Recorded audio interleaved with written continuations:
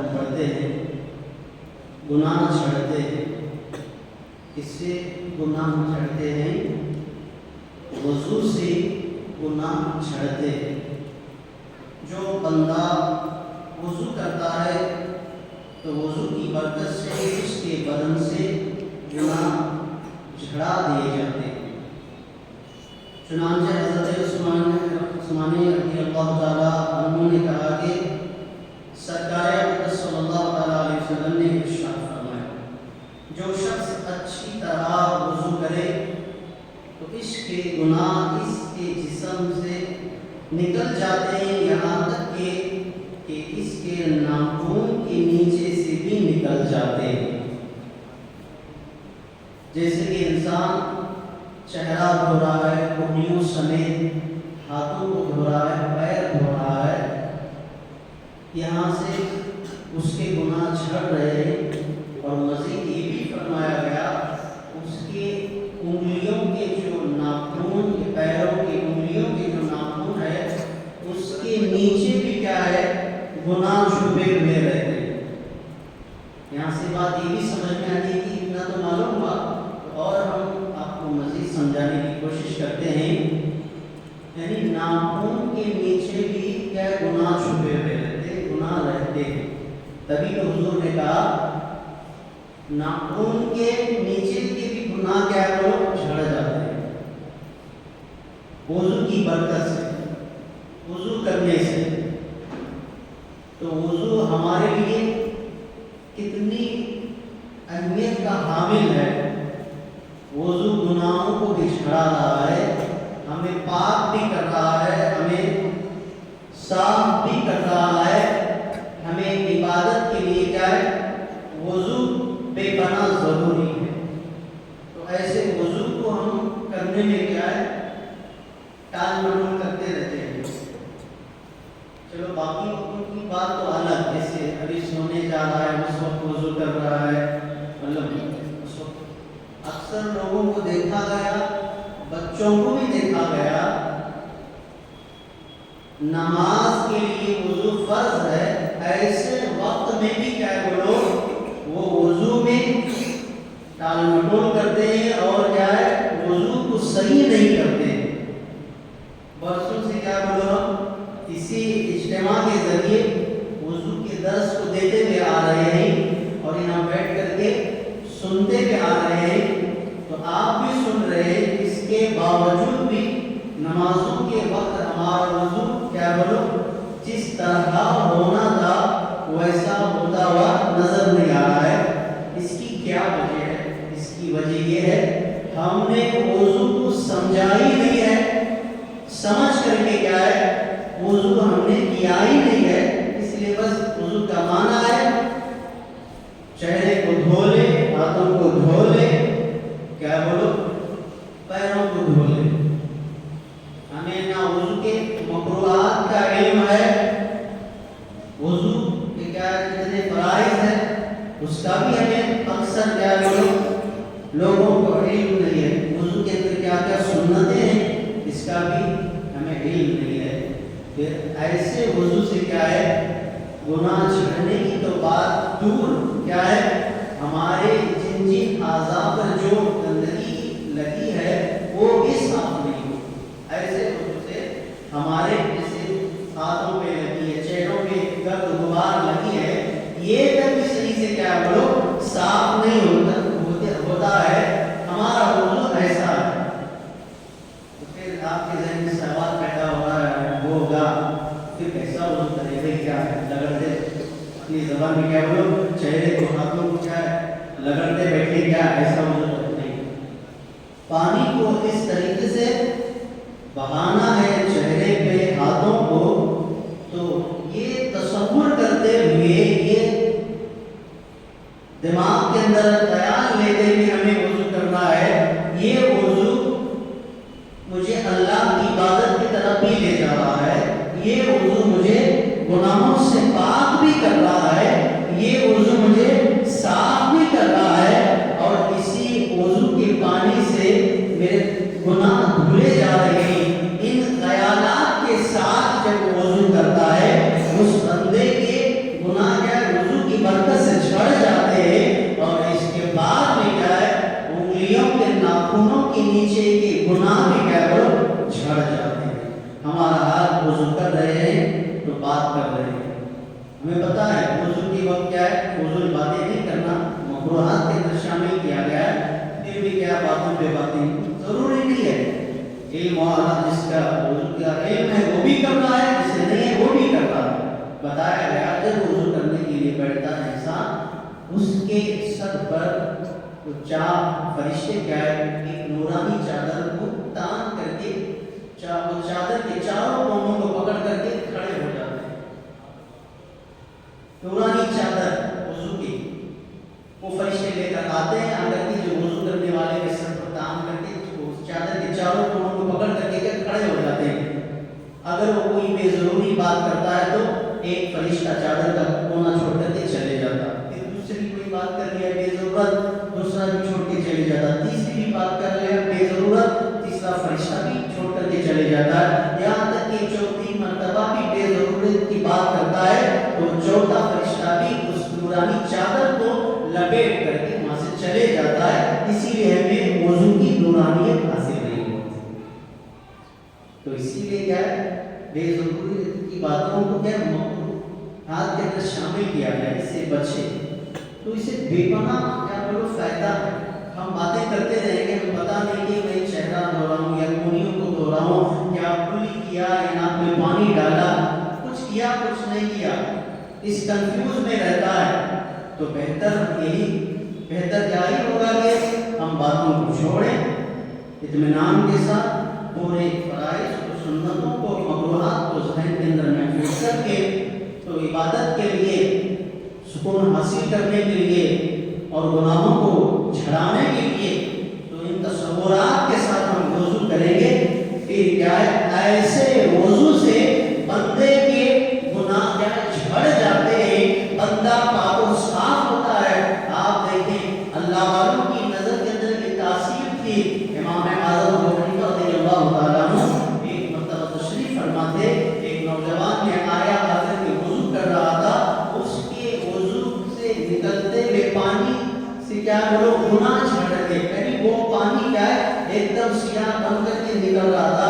امام اعظم دیکھ کر کے پہچانتے یہ نوجوان کوئی گناہ کر کے آیا ہے، تو اسی کے وجہ سے جب یہ وضو کر رہا ہے تو اس کے وضو کی برکت سے اس کے گناہ جھڑ رہے ہیں.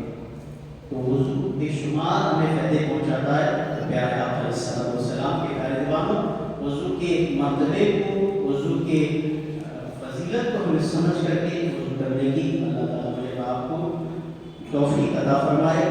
آئیے آقا کے بارگاہ میں مدد سرائی کرنے کے لیے ہمارے مبلغ قاسم صاحب تشریف لاتے ہیں، نعت پاک سناتے ہیں.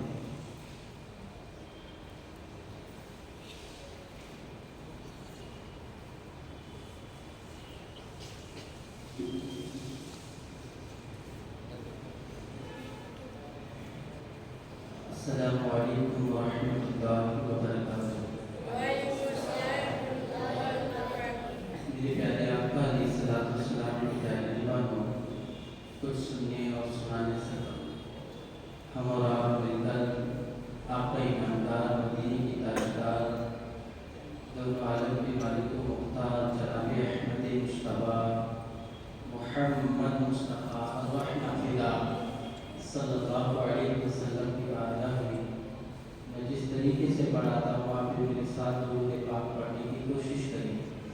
پڑھیے الصلاۃ والسلام علیک یا رسول اللہ، الصلاۃ والسلام علیک یا حبیب اللہ، الصلاۃ والسلام علیک یا نور اللہ، صلی اللہ تعالی علیہ وسلم.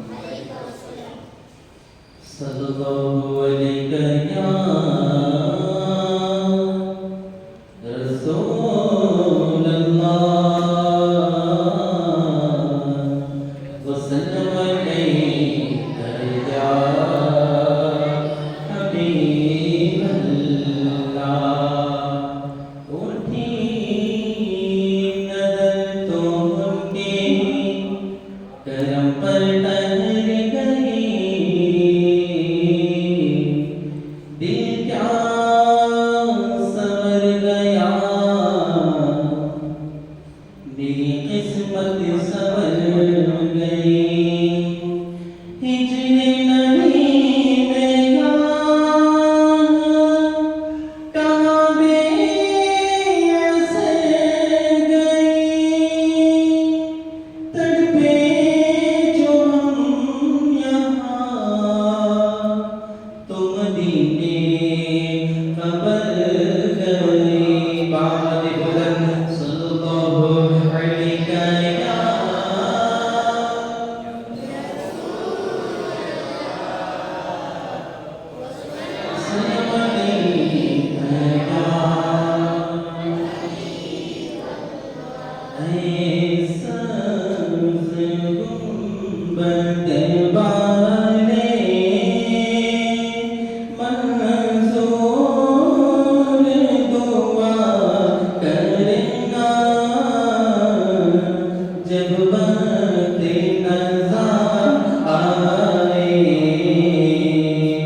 دیدارِ عطا کرنا ایسا گنبد والے منظور دعا کرنا جب وقت نزا آئے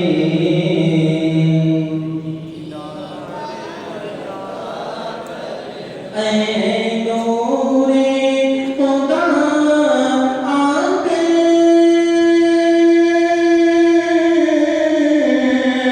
آنکھوں میں سما جانا یا در پہ بلا لینا یا خواب میں آ جانا اے پر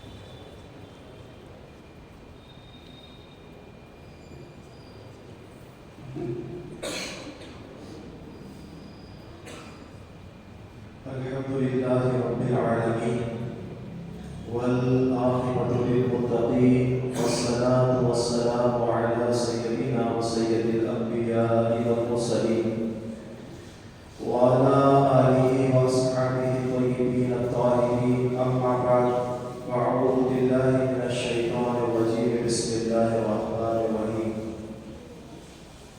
قال الله تبارك وتعالى في القرآن المجيد والفرقان الحميد بسم الله توكلت على الله صدق الله العظيم صدق رسوله النبي الأمين المتين الكريم ونحن على ذلك لمن الشاهدين والشاكرين والحمد لله رب العالمين.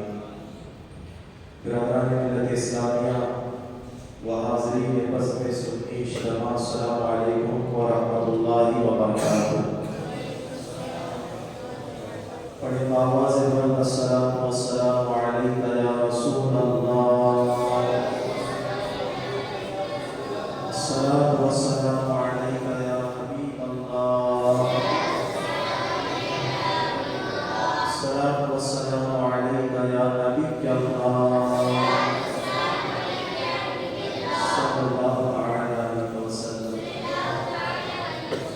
رب بابا کی ماتا میں دعا ہے، میں نے قرآن مقدس کی جس مقدس آیت کی تلاوت کا شرف حاصل کیا، اس سے متعلق مجھے آتے ہیں اور آپ تمام حضرات اس پر عمل کی توفیق عطا فرمائیں. میرے پیارے آقا علیہ الصلوۃ والتسلیم کے پیارے امام، آج کا جو اجتماع کا عنوان رکھا گیا تھا وہ توکل اللہ پر رکھا گیا تھا، یعنی اللہ رب العزت پر کس طریقے سے بھروسہ کرنا چاہیے. اور ہم سے پہلے جو ہمارے اسلاف گزرے انہوں نے اللہ کے اوپر کس طریقے سے بھروسہ کیا.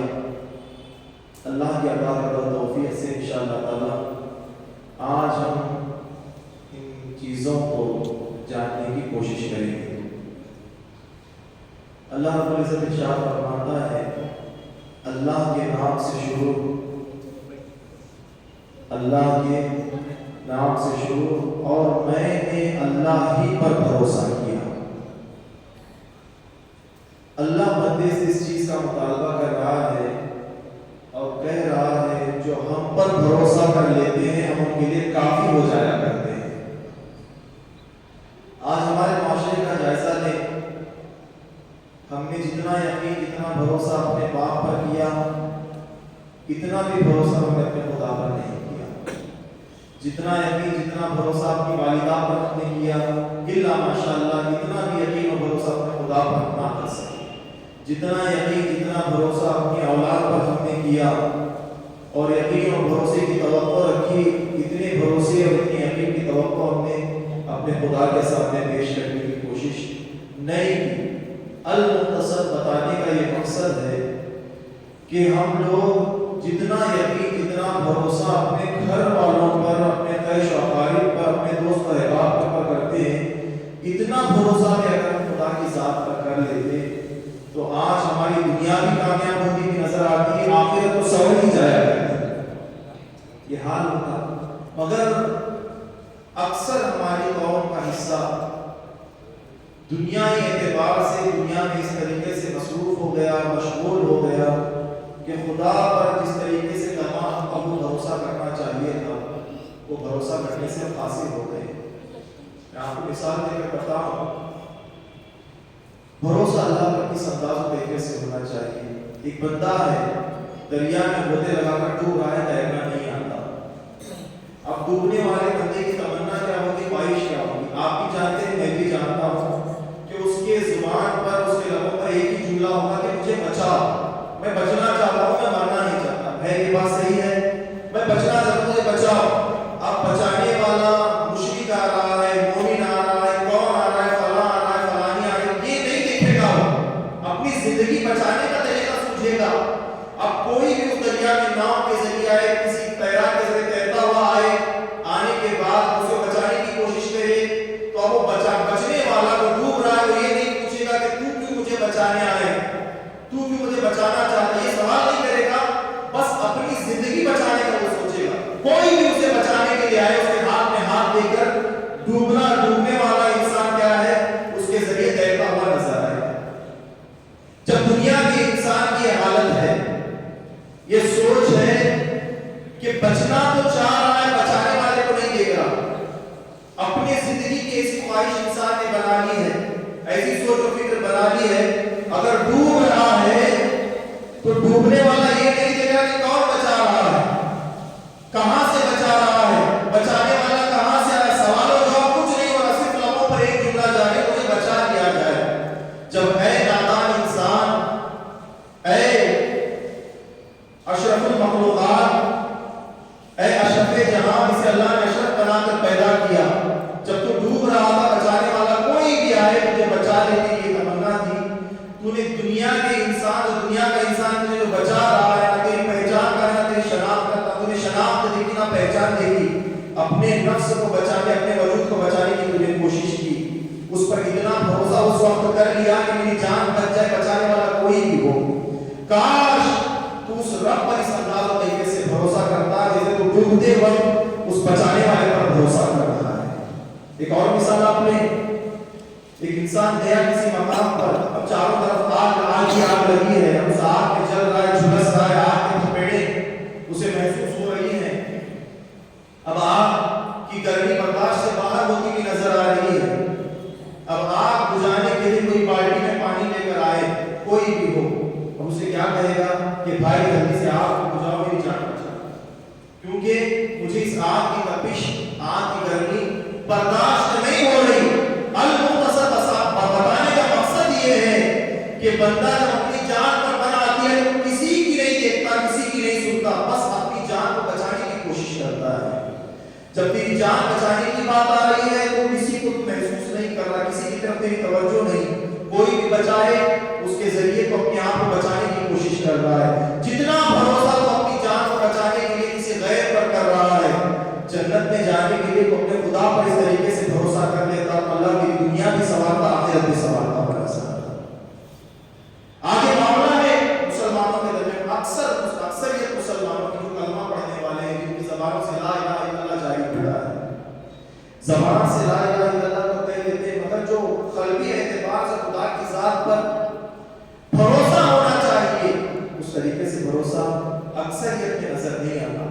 آئیے میں آپ کو ایک واقعہ سناؤں, ایک داستان سناؤں. حضرت شیخ شجاع کرمانی رحمۃ اللہ تعالی علیہ بہت بڑے بزرگ گزرے ہیں. ان کی سیرت کے حوالے سے کتابوں میں بتایا گیا یہ وقت کے سلطان و بادشاہ کہلاتے تھے. یعنی اس دینی ماحول میں ذکر اللہ میں آنے سے پہلے, صوفیت میں آنے سے پہلے وقت کے بادشاہ تھے.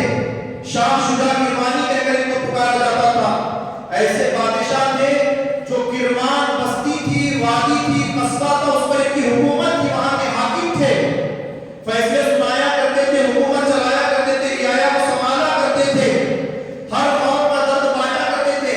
ایسے سلطان, ایسے بادشاہ, ایسے حاکم شاہ کرمانی کے حوالے سے فرمایا گیا. ان کا روزانہ کا معمول تھا دن بھر میں لوگوں کے فیصلے جانتے اور ان کے جوابات عنایت کرتے, فیصلے سنایا کرتے, جو صحیح ہے اسے بری کر دیا کرتے, جو غلط ہوتا اسے زندان میں ڈال دیا کرتے, اسے سزا کا اعلان کر دیتے, سزا کے حوالے سے اس کو زندان میں قید کر دیا جاتا.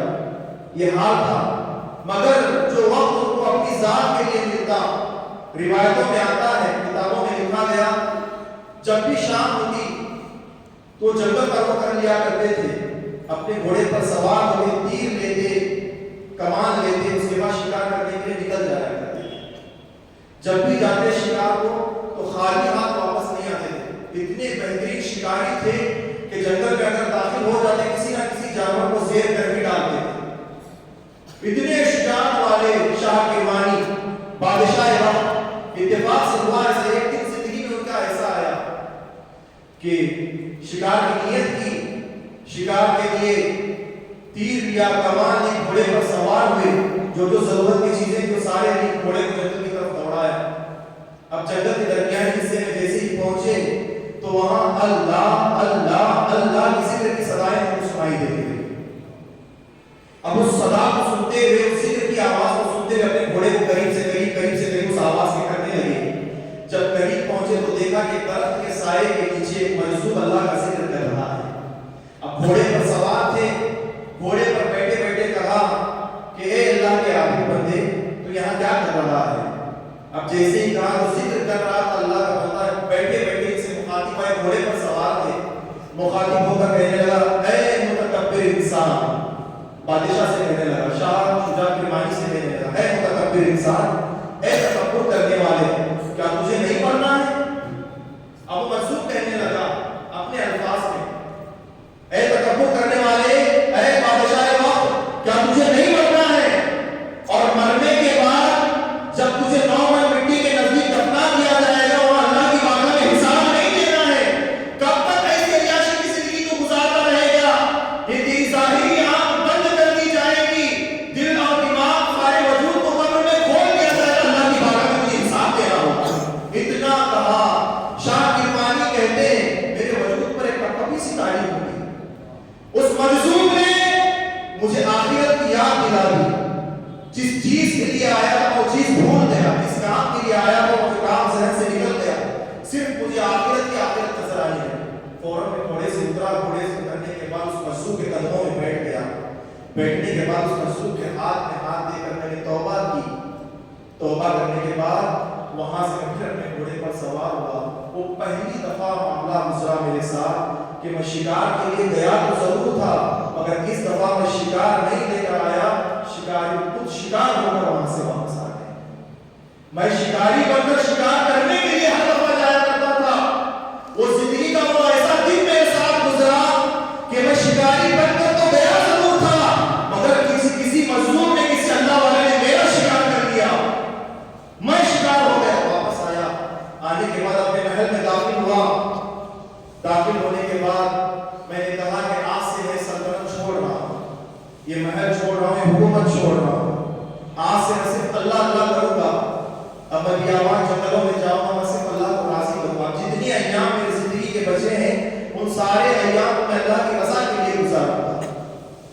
जब ये कहा तो उनके जो भाई थे, रज़ाई भाई थे, अब वो भाई मुखातिब होकर कहने लगे, ऐ शाह किरमानी, इतने अच्छे अंदाज तरीके से आप हुकूमत संभाल रहे थे, सब कुछ अच्छे से चल रहा था इत्मीनान के साथ, अगर आप छोड़कर जाएंगे तो इस हुकूमत का क्या होगा, इस सल्तनत का क्या होगा, इस महल का क्या होगा?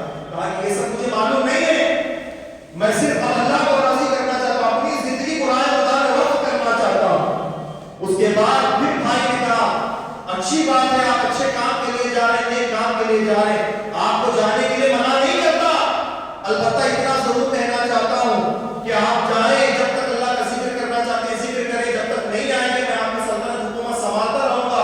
जब आप वापस लौट कर आएंगे मैं फिर आपकी हुकूमत आपके सुपुर्द कर दूंगा।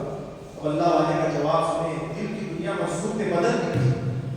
कुछ जुमले ऐसे, आज हाल ये है, घंटों घंटों की तकरीरों से इख्तिलाफ हो रहा है, बड़े खतीब बोल रहे हैं, मुफक्किर बोल रहे हैं, मुहद्दिस बोल रहे हैं, कौम में ज़रा भर की तब्दीली महसूस नहीं होती। वो क्या अल्लाह वालों की शान थी, वो क्या मजसूब लोग थे, हल्के से ज़्यादा सा जुमले उनकी ज़बानों से अदा हुआ करते थे। दिल की दुनिया बादशाहों की बदल जाया करती थी, वक्त के बादशाह की जिंदगी को बदलते हुए नजर आते थे। अब कहा शाह किरमानी ने, मैंने अब अल्लाह की ज़ात पर भरोसा कर लिया है, और मैंने सुना है जो अल्लाह पर भरोसा कर लेता है अल्लाह उसके लिए काफी हो जाया करता है। अब अल्लाह जिसके लिए काफी हो जाए उसे हाजत तो जरूर क्या है, हुकूमत इस सल्तनत इस महल की, मुझे इससे कोई सरोकार नहीं, कोई हाजत नहीं, मैं अल्लाह अल्लाह करना चाहता हूँ। ये कहकर कहा कि मेरी बीवी को बुलाओ, उनकी छोटी सी शहजादी थी, नन्ही सी बच्ची थी, कहा कि मेरी बच्ची को बुलाओ। तो अब फिर वो भाई मुखातिब होकर कहने लगा, आप तो जा रहे हैं, आप अल्लाह अल्लाह करें, मगर अपनी बीवी को, भाभी को क्यों लेकर जाना चाहते हैं, बच्ची को क्यों लेकर जाना चाहते हैं? उन्होंने तो अय्याशी की जिंदगी गुजारी है, वो तो नरम नरम बिस्तरों पर सोते हैं, अच्छी अच्छी ग़िज़ाएं खाते हैं, 20 तरह के पकवान उनके दस्तरखान पर लगाए जाते हैं। अब आप जाएंगे जंगल में, अल्लाह अल्लाह करेंगे, जिक्र करेंगे, वो आपके पीछे पीछे आएंगे, तकलीफें उनको होगी, ऐसा होगी, बड़े मराहिल से उनको गुजरना पड़ेगा, मैं ये नहीं चाहता, मैं उनको भेजने को तैयार नहीं। तो कहा ये बात भी तो ठीक कहता है, मेरी बीवी को अभी बुला लेता हूँ, बुलाने के बाद उससे पूछता हूँ कि वो मेरे साथ आना चाहती है, मेरे साथ चलने में राजी है या नहीं है।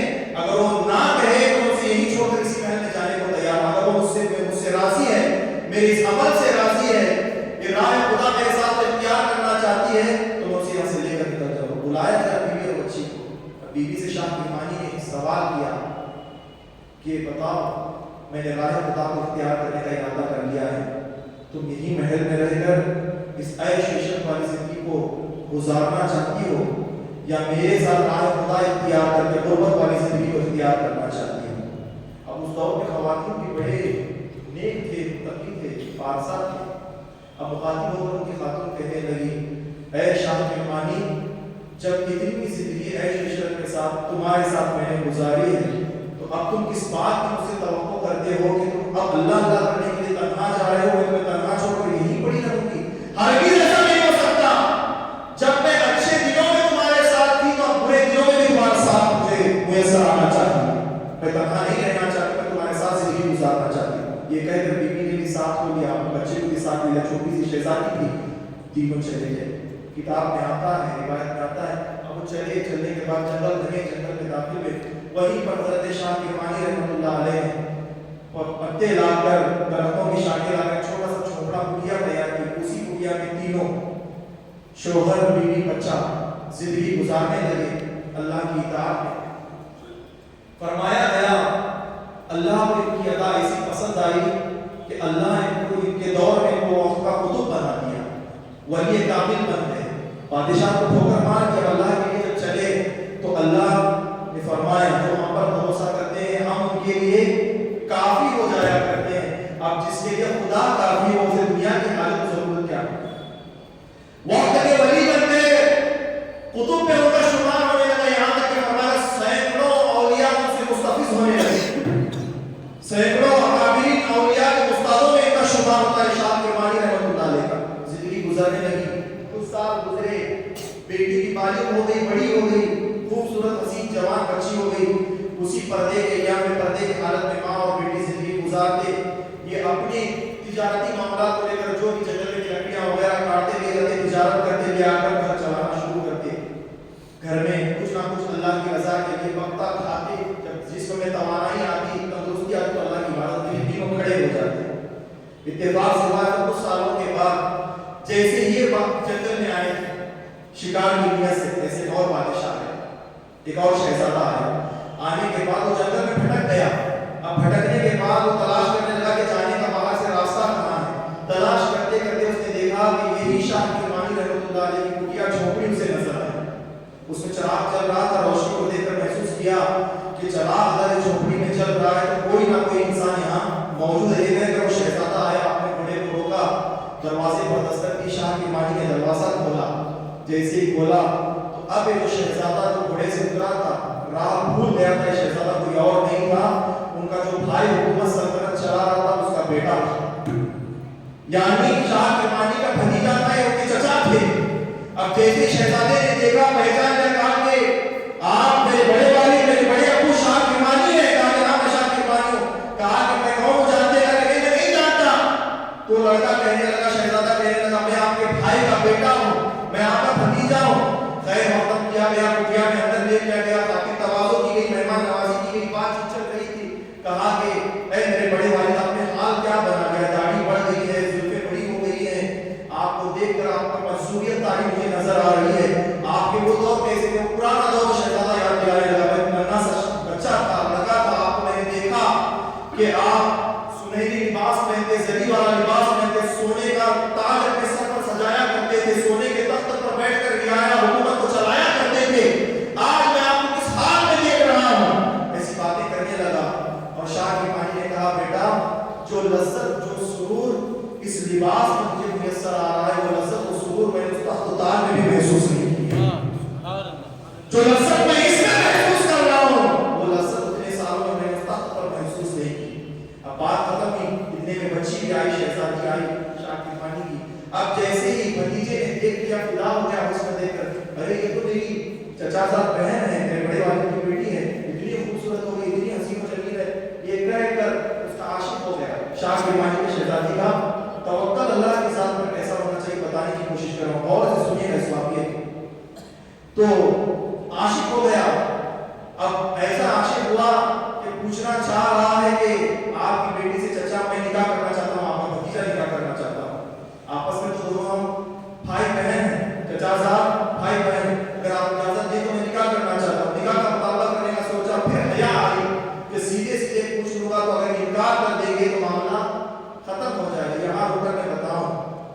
محبت کرنے سے اسلام نے منع نہیں کی.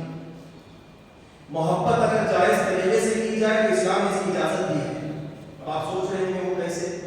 آپ سورہ یوسف کو پڑھ لیں, اس میں حضرت یوسف علیہ السلام حضرت زلیخا کی محبت کا ذکر ہے. محبت جائز تھی تو اللہ نے دونوں کو اس طریقے سے جوڑا کہ حضرت زلیخا کو حضرت یوسف علیہ السلام کی زوجہ بنا دیا. جائز طریقے سے اللہ کی بارگاہ میں حضرت زلیخا نے مطالبہ کیا کہ اللہ میں تیری نبی کی زوجہ بننا چاہتی ہوں, بیوی بننا چاہتی ہوں. اللہ نے دعا قبول کی. یوسف نہ بھی جانا چاہیں تو اللہ نے ایسا انتظام کیا ان کو بھیجنے کا. حضرت یوسف مصر میں موجود تھے, حضرت زلیخا یمن میں موجود تھی. ہم کہتے ہیں کہ کروں گا کسی سے شادی کروں گا, نہیں تو نہیں کروں گا. اللہ پر بھروسہ ہی ہم نے کب کیا ہے؟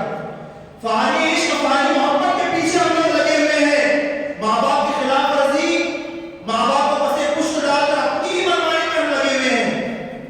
اس واقعے سے آپ کو پتا چلے گا حضرت یوسف مصر میں موجود, حضرت زلیخا یمن میں موجود, مہینوں کا فاصلہ وہاں سے وہاں جانے کے لیے, مگر دل میں ارادہ تھا حضرت زلیخا کہ اللہ تو کیسے ملائے گا, میں تجھ پر بھروسہ کر رکھی ہوں اور میں جانتی ہوں تجھ پر جو بھروسہ کرتا ہے تو اس کا بھروسہ ضائع نہیں جانے دیتا. اس کے بھروسے کو اتنا زلیخا نے کیا کہا تو حضرت یوسف کو وہاں سے مصر سے اٹھایا گیا, زندانوں میں ڈالا گیا, قید سے نکالا گیا, کنویں میں پھینکوایا گیا, کنویں سے نکلوایا گیا, وہاں سے بازار میں بیچنے لگایا گیا, بک گئے حضرت یوسف. اس کے بعد خریدنے بھی کون آیا؟ حضرت زلیخا کو بھیجا گیا. زلیخا نے خریدا. اس کے بعد اللہ کی رضا سے رضائی سے اللہ کی الہام سے حضرت زلیخا کا نکاح یوسف علیہ السلام سے کرایا گیا.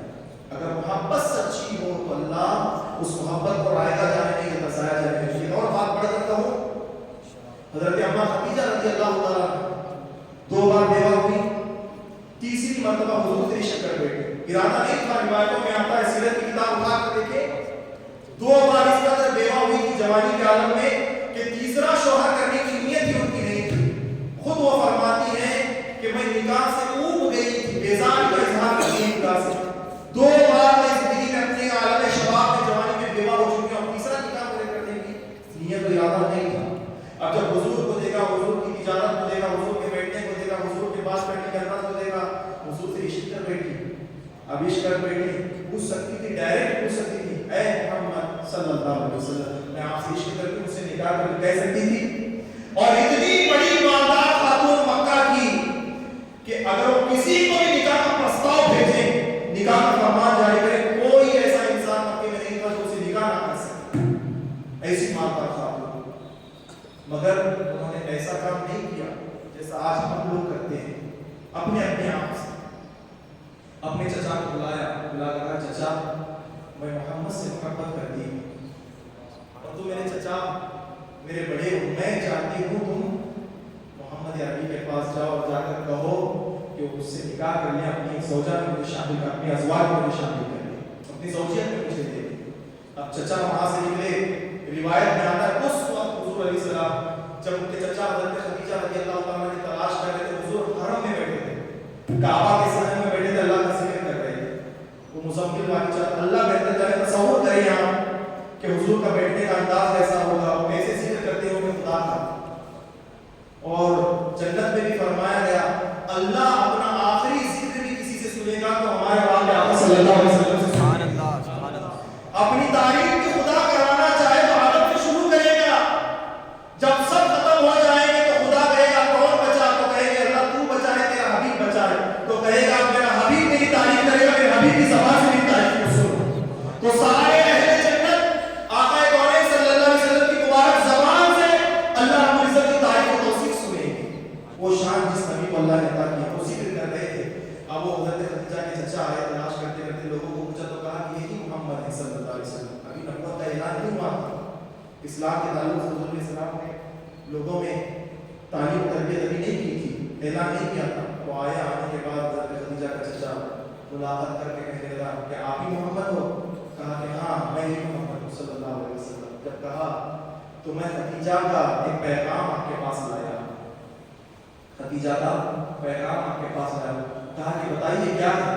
تو کہا کہ میری بھتیجی خدیجہ آپ سے عشق کرتی ہے, آپ سے نکاح کرنا چاہتی ہے. اگر کوئی ہم سے ایسا کرے تو کیا کہیں گے جی امی ابا یاد سے نہیں آئیں گے, سیدھے چلے چلو کوشش کر کے اس کے پاس لے کے چلو, میں ملنا چاہتا ہوں, میں ایسا ہے ملا ماشاء اللہ. یہ غلط راستہ ہے.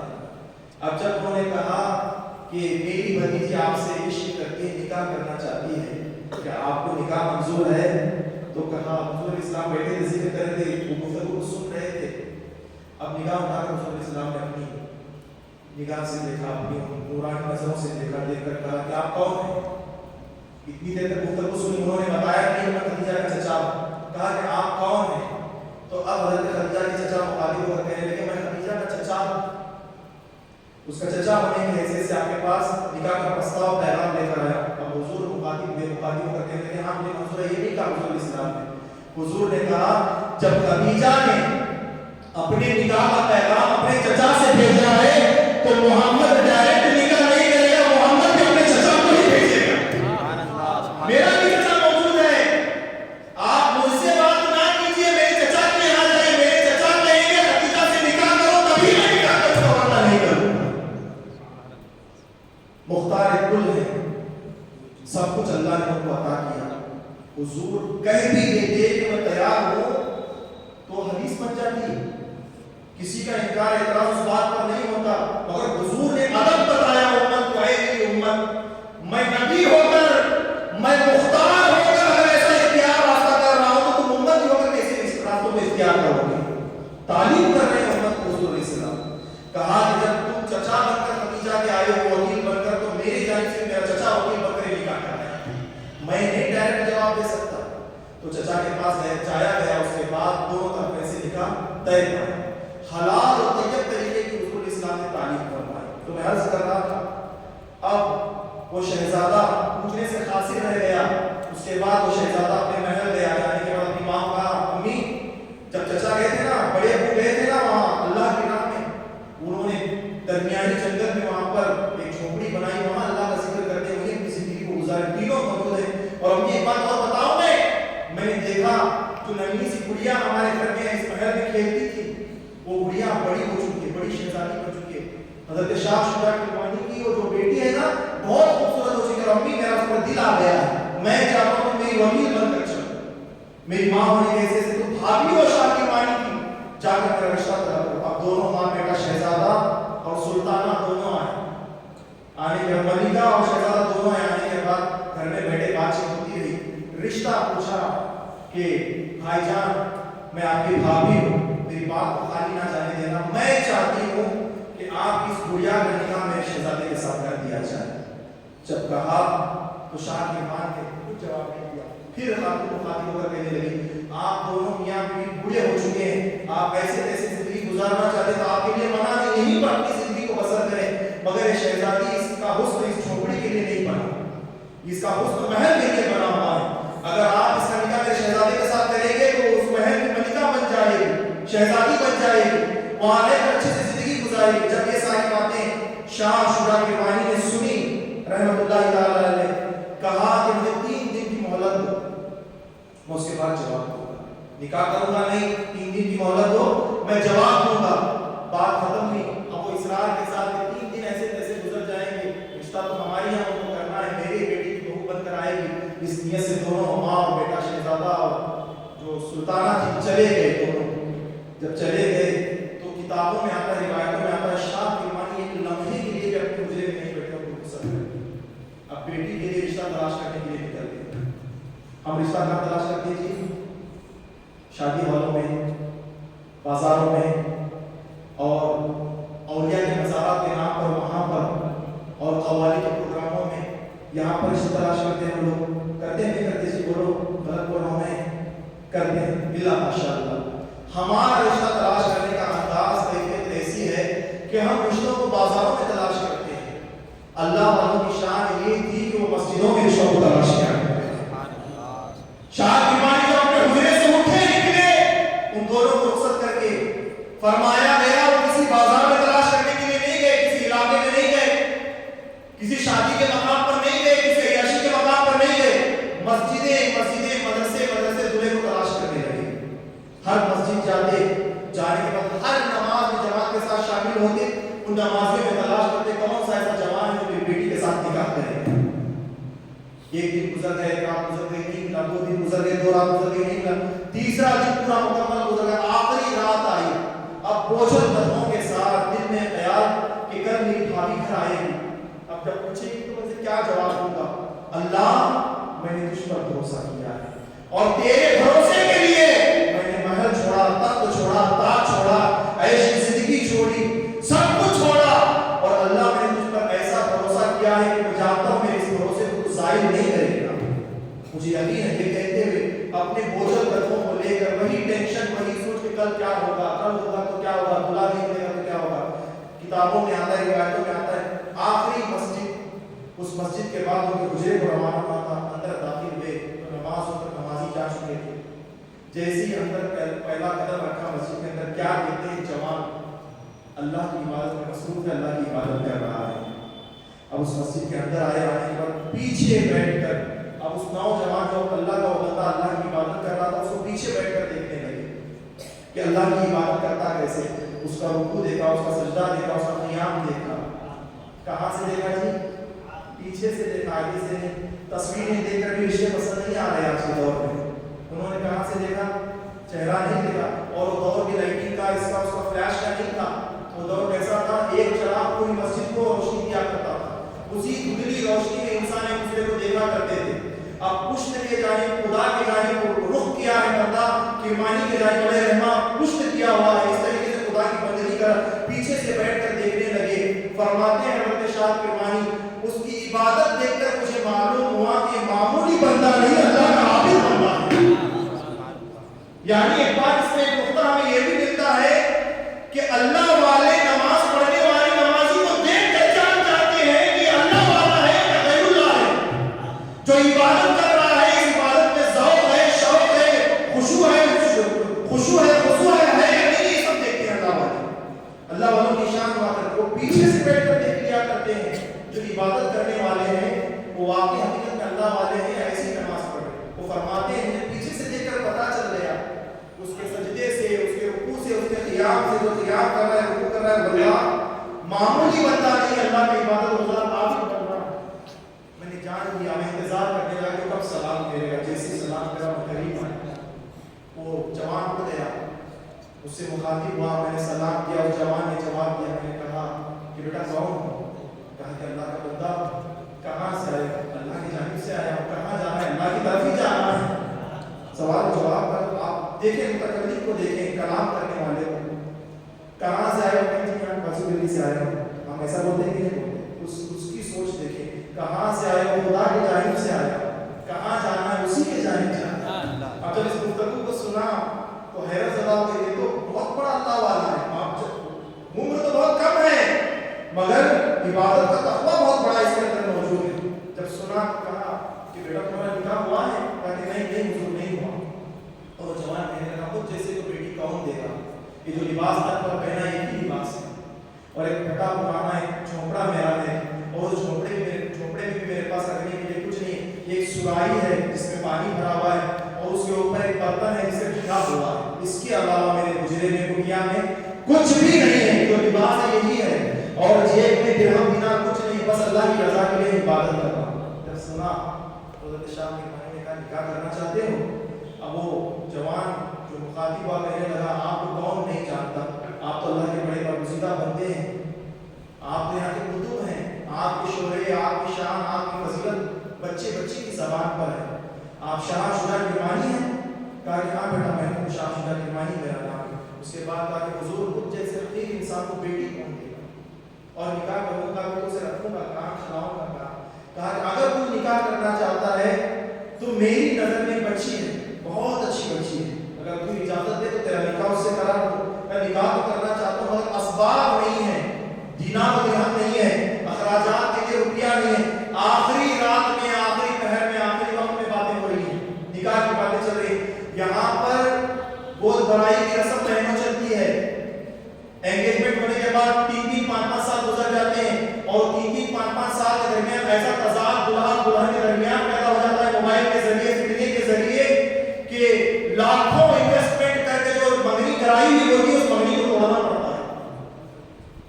निकाह होने से पहले रिश्ते उजड़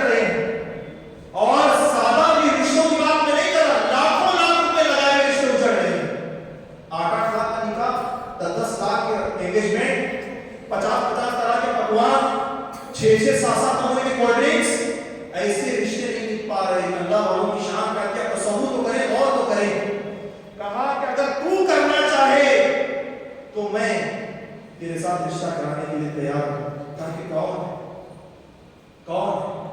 کہا کہ میری بیٹی ہے. اب پیروں میں سے جب جوان کی زمین کھسک گئی. کہا کہ آپ شاہ شجاع کرمانی وقت کے بادشاہ رہ چکے سلطان تھے آپ. یہ بات اور ہے کہ آپ نے سلطنت کو ٹھوکر ماری خانہ خدا میں نکل گئے، مگر آپ ایک وقت بادشاہ تو تھے، اس حکومت کو تو سنبھالا تھا، عیش کی زندگی تو گزاری تھی. مجھے معلوم ہے آپ کی بیٹی نے بچپن میں عیش کی زندگی گزاری ہے. وہ شہزادی کو جیسے فقیر کے ساتھ کیسے نکاح کر سکے گی؟ کہا کہ تو اس کی فکر نہ کر، وہ تجھ سے نکاح کر لے گی، وہ اپنی باپ کی رضا میں راضی ہو جائے گی، رضامندی میں راضی ہو جائے گی. جب کہا تو اس جوان نے کہا نکاح تو کر لوں گا مگر میرے پاس کچھ دینار درہم موجود نہیں. اتنا کہنا تھا شاہ شجاع کرمانی نے اپنے جیب میں سے تھیلا نکالنے کے بعد اس کو کھولا، اس میں 3 درہم موجود تھے. روایت کرتا ہے 3 درہم نکالنے کے بعد کہا کہ 1 درہم سے ہاتھ میں رکھا. 1 درہم کا عطر خریدا. 1 درہم کا کسی دکان والے نے کرانی دکان والے کو بیدار کر کے تھوڑا سا آٹا خرید لے. اور یہ جو درہم بچا ہے نا، جب تم دونوں کا نکاح ہو جائے گا صبح اٹھ کر میں اللہ کی راہ میں صدقہ و خیرات کر دوں گا. 3 درہموں میں نکاح کیا جا رہا ہے. لاکھوں لاکھ روپے میں نکاح نہیں ہو پا رہے، نکاح ٹک نہیں پا رہے. ان اللہ والوں نے 3 درہموں میں نکاحوں کو کیا، نکاح فرمائے. اب وہ جوان خوشی کے ساتھ آیا، 2 درہم لیے، جا کر دکان کو اوپن کروایا، آٹا لیا اور عطر لگایا، جس پر بیٹھا آپ جا کر بچی کو دیکھ نکاح فرما کے راتوں رات نکاح ہو گیا. اللہ کی بارگاہ میں شکر ادا کیا، مولا تو نے میری لاج رکھ لی، میں نے تجھ پر بھروسہ کیا، تو نے میرے بھروسے کو ضائع نہیں فرمایا. دعا کے حوالے سے بات بتاؤں اگر آپ سننا چاہتے ہیں. حضرت شیخ معروف قرضی رحمۃ اللہ تعالی علیہ بہت بڑے اللہ کے ولی گزرے اور ایسے ولی ہیں کہ ان کے مرید حضرت شیخ سے سختی اور ان کے مرید حضرت جنید بغدادی اور حضرت جنید بغدادی کے مرید حضرت ابو بکر شبلی، حضرت ابو بکر شبلی کے مرید حضرت حبیب اعجمی، حضرت حبیب اعجمی کے مریدوں کے مریدوں کے مریدوں کے مرید حضرت غوث پاک رضی اللہ تعالیٰ عنہ.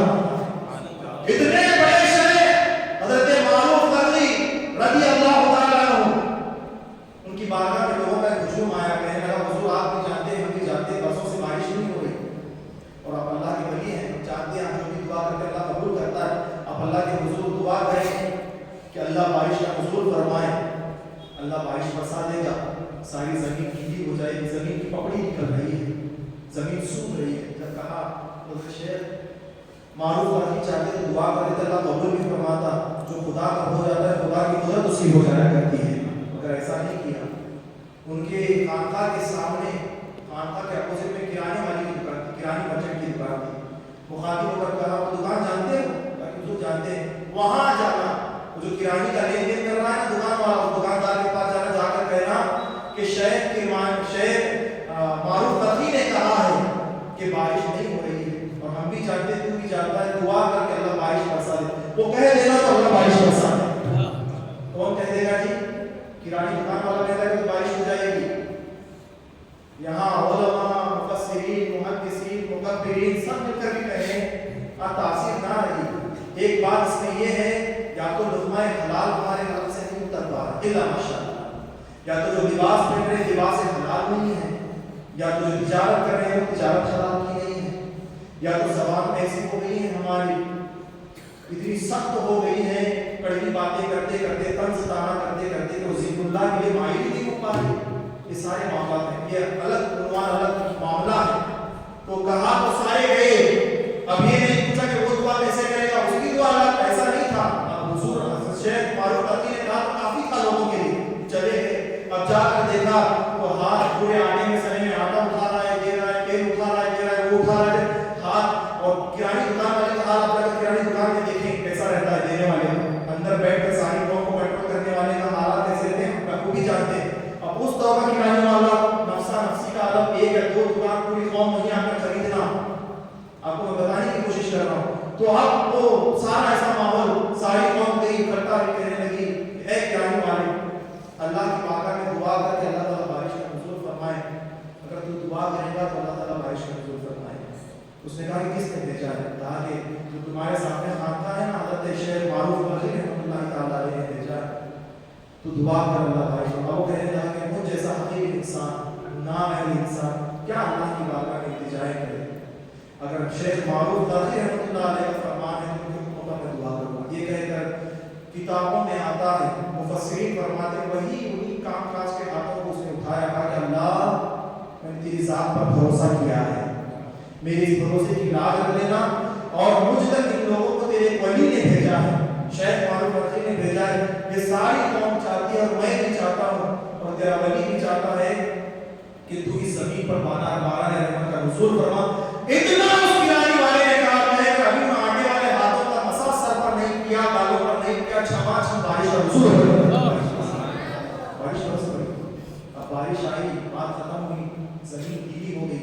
अब जो लोगों ने ये देखा मंजर, किरानी वाला हाथ आटे में सने में ऐसे ही दुआ के अल्लाह ने कबूल किया, अमल करता क्या है। अब फिर वापस हज़रत की बारगाह में कहा कि हुजूर बारिश तो हो गई, उसने दुआ भी कर दी, मगर बताएं कि वो अमल कौन सा ऐसा करता है कि अल्लाह की बारगाह में उसने हाथ उठा करके हाथों को नीचे भी नहीं किया, अल्लाह ने बारिश मंजूर फरमा दिया। तो शेख मारूफ ताजी कहने लगे बात इतनी है कि वो बंदा ऐसा है, 30 साल से उसे देख रहा हूं, 30 साल से उसकी दुकान मेरी आंखों के सामने है, मैंने अपनी पूरी जिंदगी में कभी ये नहीं देखा कि उसने अपने लेन देन में कभी जुमलाबाजी की। तिजारत में इतना पक्का है कि जितना दाम लेता है उतना ही राशन तोड़ता है, उतने ही दाम के हिसाब से चीजें देता है और किसी की चीज आज तक उसने 30 साल के अरसे में हड़पी नहीं। और ऐसा बंदा है कि तुम जानते हो कैसा बंदा है, अल्लाह की जात को उसने ऐसा भरोसा कर रखा है, अल्लाह की अगर उसने किसी चीज पर कसम उठा ली तो अल्लाह उसकी कसम को पूरी कर दिया करता है। ये शान है उसे भरोसा ही उसने अल्लाह पर ऐसा किया। तो मैं अर्ज कर रहा था, अब दोनों का निकाह किया हज़रत शेख तिरमानी रहमतुल्लाह अलैह ने, दोनों के हाथ में हाथ दिया, दूल्हा दुल्हन को सब कर दिया। अब दोनों चले, अब वो टूटा फूटा गुजरा, दूल्हा लेकर बाहर बंदा अल्लाह का नहीं बंदा लेकर आया, गुजरे का दरवाजा खोला, दाखिल हुआ, दुल्हन भी पीछे से दाखिल हुई। दाखिल होने पर दुल्हन ने पहला कदम रखा, घूंघट को उठाया तो देखा वो कूज़ा था, कूज़े के ऊपर बर्तन था, बर्तन के ऊपर रोटी का टुकड़ा था। अब जैसे ही देखा दुल्हन ने कहा कि ए अल्लाह के बंदे, ए मेरे शौहर, मैं तेरे साथ नहीं रह सकती, मुझे ले चल मेरे बाप के पास वापस कर दे, मैं अपने बाबा के यहाँ जाना चाहती हूँ। अब ये जवान कहने लगा मुझे पता था, मैंने पहले ही तुम्हारे अब्बा से कहा था कि मुझ जैसे गरीब इंसान के साथ तुम जिंदगी नहीं गुजार सकती, तुम जिंदगी का यहाँ नहीं बिता सकती, फिर भी तुम्हारे बाप ने मेरे साथ जब्र किया, कहा कि नहीं मेरी बेटी निभा कर मेरी जिंदगी गुजार देगी, उसको उनकी यकीन दिलाने पर मैंने तुमसे निकाह किया, फिर भी मेरे दिल में खदशा था, मेरा दिल मुझसे बार बार कहता था कि ये शहजादी है, ऐश में इसकी जिंदगी गुजारी है, बहुत नाज और नखरे से इनके वालिद ने इसको पाला है, ये मेरे साथ नहीं गुजारेगी। ये जो तूने कहा सही कहा, मैं जानता था तेरी ज़बान से यही जुमले अता होंगे, चलो मैं तुम्हें तुम्हारे वालिद के यहाँ छोड़ कर आता हूँ। आप जो शहजादी जो दुल्हन ये कह रही थी भूमि थी, वापस पलटी जुमले सुनकर पलट कर मुखातिब होकर कहने लगी, ऐ मेरे शौहर, क्या तुम ये सोच रहे हो कि मैं झोपड़ी को देखकर, इस कूज़े को देखकर, इस चटाई को देखकर तुम्हें छोड़कर जा रही हूँ? ऐसा हरगिज़ नहीं है। कहा फिर किस लिए जा रही हूँ मुझे छोड़कर? तो कहा इसलिए जा रही हूँ जिस बंदे को खुदा की जात पर भरोसा ना हो, उस बंदे के साथ मैं निभा नहीं कर सकती, जिंदगी नहीं गुजार सकती। अब अल्लाह का बंदा परेशान हुआ, मैंने कब अल्लाह पर भरोसा तोड़ा या मैंने कब अल्लाह पर भरोसा नहीं किया? ये कैसी बातें करती है? कहा कि वो कैसे, बताओ किस बात पर तुम्हें कहती हो कि मैंने अल्लाह पर भरोसा नहीं किया, अल्लाह पर मेरा तवक्कुल नहीं है? अब वो अपनी उंगली के इशारे से बताने लगी, मैंने अंदर दाखिल होते ही देखा तुम्हारे उस पानी के कूज़े पर रोटी का टुकड़ा रखा हुआ है। जो बंदा सुबह खाने के बाद शाम को रिस्क बचा कर रखे, वो अल्लाह पर भरोसा करने वाला कैसे हो सकता है? तो अल्लाह पर भरोसा करने वाला नहीं हो सकता। आज हमारे घरों में हर चीज की फरावानी मौजूद है, उसके बावजूद ज़बानों पर नाशुक्री, उसके बावजूद भी बेबरकती के असबाब कहते हुए कहलवाते हुए नजर आते हैं। वो क्या शान थी अल्लाह ने, जब कहा ये बात, जब कहने के बाद वो जवान होता हुआ मुस्कुराने लगा, इतनी सी बात है, इस पर तो मुझे छोड़कर जा रही हो, अब मेरा जवाब सुनो। ये कहकर वो जवान कहने लगा, जानती हो आज मैंने तुमसे जो निकाह किया है किस हाल में किया है? कहा कि बताओ किस हाल में किया है? मैंने रोजे के हालत में तुमसे निकाह किया है।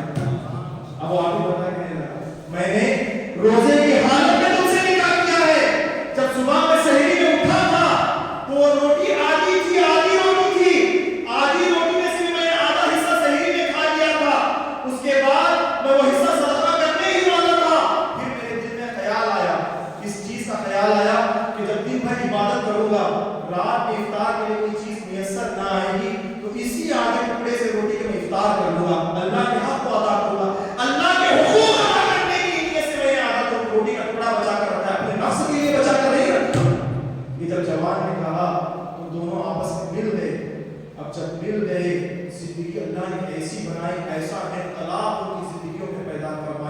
जानते हैं ऐसे अल्लाह वालों के सुर्ग से अल्लाह रब्बुल इज्जत ने अब्दुल्लाह इब्न मुबारक जैसे लोगों को पैदा फरमाया जो 4 लाख हदीसों के हाफिज थे, 4 लाख हदीसें बज़ुबानी सुनाया करते थे, तालीम दिया करते। शायख शुयूख के सुर्ग से अल्लाह रब्बुल इज्जत ने पैदा फरमाया, सलाहुद्दीन अय्यूबी की रस्मों में से पैदा हुए, इब्न कासिम की रस्मों में से पैदा हुए, बड़े बड़े अकाबरीन औलिया की रस्मों में से अल्लाह रब्बुल इज्जत ने पैदा फरमाया। अगर बंदा और बंदी अल्लाह के साथ भरोसा कर ले तो अल्लाह के भरोसे को साया जाने देगा। बस हमें ये चाहिए कि अल्लाह की ज़ात पर जिस तरीके से यकीन करना है, जिस तरीके से भरोसा करना है, वैसा हम भरोसा कर लेंगे तो अल्लाह ताला हमारी दुनिया को भी कामयाब फरमाएगा और आखिरत को भी कामयाब करता हुआ नजर आएगा। हमारी गुफ्तगू किसी किस्म की गलती है तो अल्लाह ताला से माफ़ अता फरमाए, हम सबको इन बातों पर अमल की तौफीक अता फरमाए, हम सब का खात्मा बिखैर पर नसीब अता फरमाए, हम सब को राह खुदा में अपने ज़िंदगी के अय्याम वक्फ करने की तौफीक अता फरमाए, दीन हकीम की खिदमत करने का जज्बा और शौक़ अता फरमाए। एक मुख्तसर सा ऐलान ये है कि कल और परसों बेंगलुरु की सरजमीन पर आलमी इज्तिमा होने जा रहा है, सुन्नी दावत इस्लामी का आलमी सतह पर बहुत बड़ा इज्तिमा होने जा रहा है। कल औरतों के लिए इज्तिमा रहेगा सैटरडे और संडे के दिन मर्द हज़रात के लिए रहेगा। जो आना चाहते हैं यहाँ से नाम जो दर्ज करवाना चाहते हैं, दादा भी मौजूद हैं, गुलाम ख्वाजा भी मौजूद हैं और दीगर अमीर रहेंगे और सबसे बढ़कर हमारे मस्जिद के खतीब ईमान हज़रत मौलाना हाफिज़ कारी मोहम्मद इमरान रज़ा साहब भी मौजूद रहेंगे। आप अपने नामों को दर्ज करवाएं, काफ़िले की शक्ल में इंशाअल्लाह इज्तिमा जाएंगे, बहुत सारा दीन इंशाअल्लाह हम सबको सीखने को मिलेगा। सलात व सलाम के लिए खड़े हो जाएं।